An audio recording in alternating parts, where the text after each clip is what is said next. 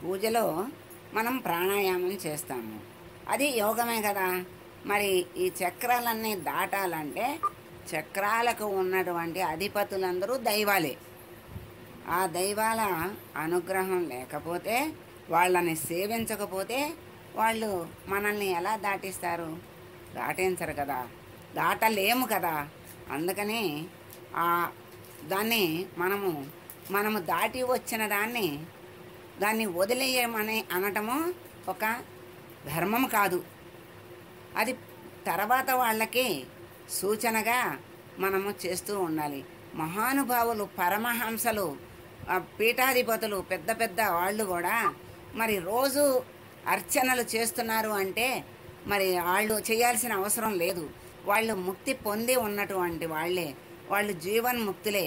మరి అటువంటి వాళ్ళు మరి వాళ్ళకి అవసరం లేదు కదా.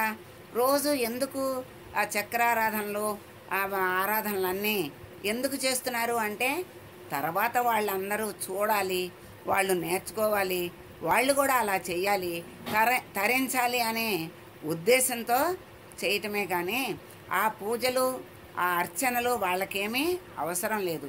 ఇవన్నీ దాటిపోయే చివరి స్థితిలో ముక్తి పొంది ఉన్నటువంటి వాళ్ళు జీవన్ముక్తులతో సమానం. మరి అటువంటి మహానుభావులే మరి చిన్నవాళ్ళకి దారి చూపించాలి అని చేస్తున్నారు.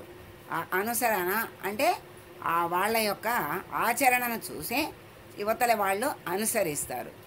అలా అనుసరించడానికి ఆధారం ఉండాలి కదా. ఆధారం లేకపోతే వాళ్ళు వెనక వాళ్ళు భ్రష్టులైపోతారు, వాళ్ళేమీ చేయలేకపోతారు, తెలియదు, ఎలా వస్తారు? రారు కదా. అందుకని ఇక్కడ బాహ్యంగా చిన్నవాళ్ళ కోసం ఆరాధన చెయ్యాలి, లోపల అంతరంగా ఆ చక్రారాధన, కుండలిని జాగృతము, ధ్యానము, యోగము అవన్నీ కూడా చేసుకోవాలి. ఇవన్నీ చేసుకొని పండినటువంటి జీవన్ముక్తులైనటువంటి మహాపరమహంసలు కూడా, ఆ పీఠాధిపతులు కూడా చక్కగా ఎంతో శ్రద్ధగా భక్తిగా చాలా కార్యక్రమాలు, పూజా కార్యక్రమాలు రోజు చేసి అందరికీ కూడా చూపిస్తూ ఉంటారు. అది ఎందుకంటే వీళ్ళకి మార్గం చూపించటానికి. వాళ్ళకైతే ఏమీ అవసరం లేదు, వాళ్ళు ముక్తి పొందే ఉన్నారు గనక వాళ్ళకే అవసరం లేదు. వీళ్ళకి చూపిస్తే ఈ మెట్టెక్కుతారు, తర్వాత యోగం మెట్టెక్కుతారు, ఆ తర్వాత కుండలిని జాగృతం వాళ్ళ అదృష్టాన్ని బట్టి, వాళ్ళ యోగము, ధ్యానము, సాధనను బట్టి వాళ్ళు కూడా ముక్తి పొందుతారు. అలాగే కులానికి ఆధారం దీని దగ్గరే. అక్కడ కుండలిని, ఆ కులేశ్వరి దేవత అక్కడ అధిపతి ఈ కులానికి, అంటే షట్చక్రాలకి. ఈ కుండలిని దాన్ని 3.5 చుట్టలతో చుట్టుకుని తల క్రిందకి పెట్టుకుని పడుకొని ఉంటుంది. ఆ కుండలిని శిరస్సు ఎత్తినప్పుడు సుషుమ్నా నాడి నుండి సంచరిస్తుంది. అది సంచరిస్తూ పైకి వెళ్తుంది. ఆ వెళ్ళినప్పుడు అనుభవానికి వస్తుంది సుషుమ్నా రసం. అది విసతంతు తనేయసి నామంలో ఈ మూలాధారం నుండి దారము లాంటి నాళం ఉంటుంది. ఆ నాడి నుండి ఈ సుషుమ్న ప్రసారం అవుతుంది కింద నుంచి పైదాకా అని చెప్పారు కదా నామంలో. అలాగే ఈ కింద చుట్టలు 3.5 చుట్టలు చుట్టుకొని తల కిందకి పెట్టి పడుకున్నటువంటి కుండలిని ఒక పాములాగా ఆ పడగ కిందకి పెట్టుకొని పడుకుంటుంది. అది ధ్యానము చేసినప్పుడు ఆ కుండలిని శిరస్సు ఎత్తుతుంది. ఎత్తి నిదానంగా ఆ చక్రాల్ని అలా దాటుకుంటూ వస్తుంది. ఆ వెళ్ళినప్పుడు, ఆ చివరికి వెళ్ళినప్పుడు అనుభవానికి ఏమొస్తుందంటే సుషుమ్నా రసం వస్తుంది. అది అంత తేలిగ్గా, చెప్పినంత తేలికగా రాదు, చాలా కష్టపడాలి. సుషుమ్నా రసం అదే అంటే అమృత రసం అక్కడ ఉంటుంది. ఇంతకుముందు నామంలో కూడా అమ్మవారు ఆ చివర స్థితిలో మనకి ఆ రసాన్ని అందిస్తుంది అని మనకి చెప్పారు. అలా ఆ సుషుమ్న రసం అంటే అమృతంతో సమానము. అటువంటి స్థితికి వెళ్ళినప్పుడు మృతము లేని స్థితి వస్తుంది. మృతము లేని స్థితి అంటే పుట్టుక లేని స్థితి. పుట్టుక లేకపోతేనే చావు లేకుండా ఉంటుంది. పుట్టుక ఉన్నది అంటే చావు ఉన్నది అనే అర్థం వస్తుంది. అందుకని అమృతము, ఆ అమృతాన్ని తాగితే చావు లేని స్థితి వస్తుంది. అంటే ముక్తి, జనన మరణాల్ని దాటినటువంటి స్థితి. అప్పుడు జీవన్ముక్తుడు అయ్యి ఉంటాడు. తర్వాత దేహాన్ని చాలించిన తర్వాత మళ్ళా దేహాన్ని ధరించవలసిన అవసరం ఉండదు. ఆ పరమహంస అయిపోయి ఆ పరమాత్మలో లీనమైపోతాడు. అట్లా ఆ వెళ్ళినప్పుడు ఆ అనుభవం మధురానుభవం. ఆ అమ్మ ఆ అమృత రసాన్ని అందిస్తుంది. అట్లా ఇప్పుడు ధ్యానం చేద్దాం, ఏమైనా సరే దాన్ని సాధిద్దాము అనుకుని కూర్చుంటే నిద్ర వస్తుంది.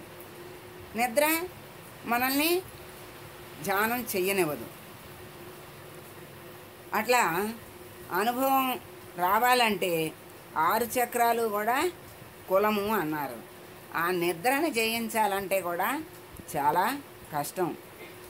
ఆ నిద్రని జయించాలి అంటే నిద్ర అసలు నిద్ర. అందుకే పరమాత్మ అతి ఎప్పుడు పనికిరాదు అన్నాడు. అసలు నిద్రపోకుండాను ధ్యానం చేయలేడు. కిటికీ అసలు నిద్ర లేకుండాను మనిషి మనుగడ ఉండదు. ధ్యానం చేయలేడు, నిలవదు. ఆహారం లేకుండాను ఉండలేడు. మితాహారం మిత నిద్ర అని పరమాత్మ మనకి సందేశం ఎప్పుడోనే ఇచ్చాడు. అలా మితమైన ఆహారము తీసుకుని మితంగా నిద్రపోయి మితంగా ధ్యానం చక్కగా చేస్తే అది మనకి ధ్యానం కుదురుతుంది. ఆ ధ్యానములో మనకి అనుభవాలు నిదానంగా వస్తూ ఉంటాయి. ఆ చక్రాలు దాటుతూ ఆ కుండలిని పైకి రావాలంటే మా పరమహంసలకి, పరమాత్మలకి, మహానుభావులకే ఆ స్థితి వస్తుంది. కాకపోతే మనం అంత ప్రయత్నం చేస్తే కొంచెమన్నా కాసేపన్నా మనకి మనసు నిలిస్తే ఆ కాసేపు నిలిచిన సమయం భగవంతునికి దగ్గరగా ఉన్నట్లు ఆ సమయం మనకి ప్రశాంతతని ఇస్తుంది. ఎందుకంటే అప్పుడు విషయాలోచనలు బాహ్యాలోచనలు ఉండవు కదా. బాహ్య స్మృతి అంటే బాహ్య దృష్టి ఉండదు గనక చక్కగా మనకి ఆ ప్రశాంతంగా ఆ క్షణమన్నా హాయిగా ఆనందంగా ఉంటాము. అందుకని అది ధ్యానము చెయ్యాలన్నా నిద్ర రాకుండా ఉండాలన్నా అన్ని సమస్థితిలో మనం చూసుకుని చెయ్యాలి. అలా అనుభవం రావాలి అంటే ఈ చక్రాలన్నిటిని అక్కడ ఆ కుండలిని మేలుకోవడమే చాలా కష్టము. అది తర్వాత నిదానంగా పైకి రావాలి. ఒక్కొక్క చక్రము దాటినప్పుడు ఒక్కొక్క స్థితి వస్తూ ఉంటుంది వాళ్ళకి. వాటన్నిటినీ కూడా నిగ్రహించుకుని వాటికి లోనైపోకుండా పైదాకా వచ్చేదాకా ఆ ధ్యాస దాని మీదే పెట్టుకుని లక్ష్యం మీదే పెట్టుకుని ఉండాలి. మధ్యలో వచ్చేటువంటి మిఠాయిలకి లొంగిపోతే అసలైన మధుర రసం దొరకదు, ఆ అమృతం దొరకదు గనక ఆ అమృత సేవనమే లక్ష్యంగా పెట్టుకున్నటువంటి ధ్యాని యోగి దాన్నే లక్ష్యంలో పెట్టుకొని దాన్నే సాధన చేసి దాన్నే పొందాలి. అటువంటి అనుభవం రావాలి అంటే మనకి చాలా కష్టము. ఆ 6 చక్రాలకి అధిపతి అయినటువంటి కులేశ్వరి మనకి అనుగ్రహాన్ని ఇవ్వాలి, ఆ స్థితిని మనకి ఇవ్వాలి అని ఆ పరమేశ్వరిని మనము కోరుకుందాము. ఆ కులేశ్వరికి నమస్కారం చేసుకుందాం. 440వ నామము కులకుండాలయ. ఓం కులకుండాలయాయై నమః.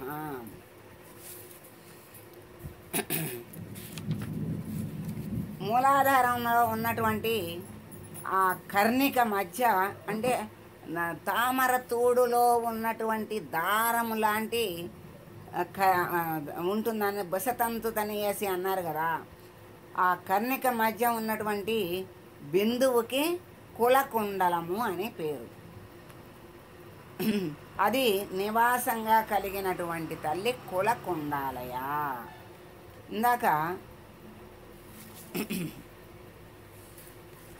కులేశ్వరి అంటే 6 చక్రాలకి అధిపతి అన్నారు. ఇక్కడ మూలాధారంలో కన్నిక మధ్య ఉన్నటువంటి బిందువుకి కులకుండలము అన్నారు. అది నివాసంగా కలిగిన తల్లి కులకుండాలయ. ఇక్కడ అమ్మకు అదే పేరు, మళ్ళీ ఆ కుండలినినే ఇక్కడ కుండాలయ అన్నారు. అయితే శంకరాచార్యుల వారు కుండలిని నీవు మూలాధారాన్ని పొంది పాములాగా ఉన్నటువంటి ఆకారంతో 3.5 చుట్టలు చుట్టుకొని కులకుండమందు నిద్రించుచున్నావు అని వర్ణించారు అని శంకరాచార్యుల వారు దాన్ని అక్కడ ఆ పాముని అట్లా ఆ స్థితిలో ఉన్నది అని వర్ణించారని చెప్పారు. దాన్నే కులకుండలము అని కూడా అంటున్నారు.